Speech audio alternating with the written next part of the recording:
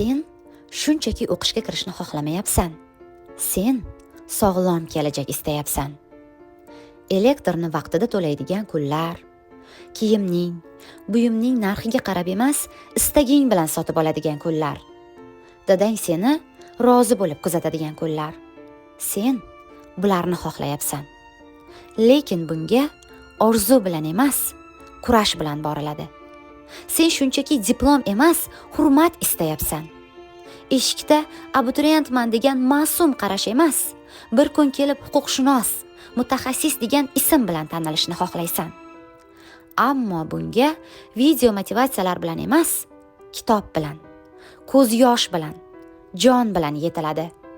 Sen boshqalarning gapidan qochmoqchisan, to'g'rimi? U ham kira olmadi. U abituriyent bo'lib yuraveradi. Katta orzu qilib hech narsaga ega bo'lmadi. Ammo eshit. Orzu qilganing seni zaif emas, tirik qiladi. Faqat uni isbotlashga jur'at et. Og'rig'ingni yeng, charchoqni sindir, qo'rquvni yut. Sen kelajakda sog'lom, oromli hayot xohlayapsanmi? Demak, hozir ruhiy jaziramadan o'tasan. Hech kim sening uchun bu yo'lni bosib o'tmaydi. Hech kim sening orzuyingni tushunmaydi. Ammo agar sen shu yurishda davom etsang, bir kun kelib boshqalar orzu qilgan hayotning egasi bo'lasan. Va o'sha kuni o'zingga qarab, men taslim bo'lmagandim deysan.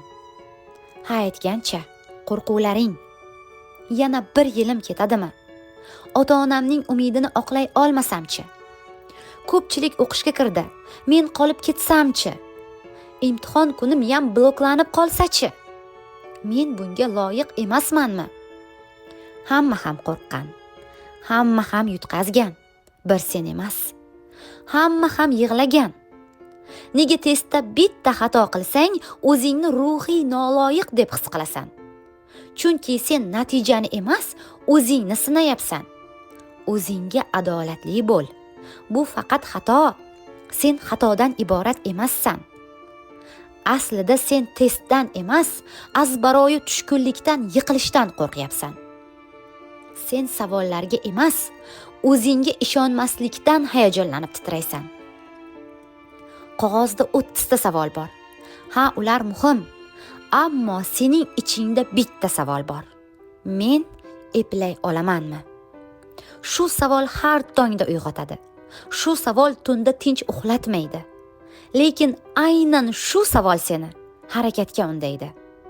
Sen savolga to'la imtihonni emas, shubhaga to'la yuragingni yengishing kerak. Testdagi xato seni tushkunlikka emas, takror va takror urinishga undasin. Chunki bu savol seni bukish, sindirish uchun emas, seni tiriltirish, o'stirish uchun keldi. Agar bu savol seni qiynayapti, demak sen hali taslim bo'lmagansan.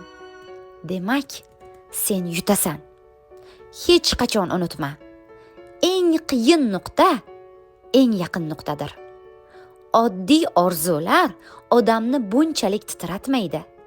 O'lik orzular yurakni og'ritmaydi. Noto'g'ri yo'llarda yurgan yurak bunchalik qiynamaydi. Demak sen to'g'ri yo'ldasan. Va bu yo'l og'riqli, lekin bu yo'l g'alabaga olib boradi. Uddalaysan. O'zing sezmayapsan, lekin sen o'syapsan. O'zingga ishonmayapsan, lekin yuraging hali ham yonyapti. U o'chmagan, shunchaki charchagan. Va bu normal holat. G'alaba. U seni uzoqdan kuzatyapti. Yana bir marta yur. Yana bir sahifa och. Yana bitta savolni o'qigin. Chunki bu safar g'alaba seniki.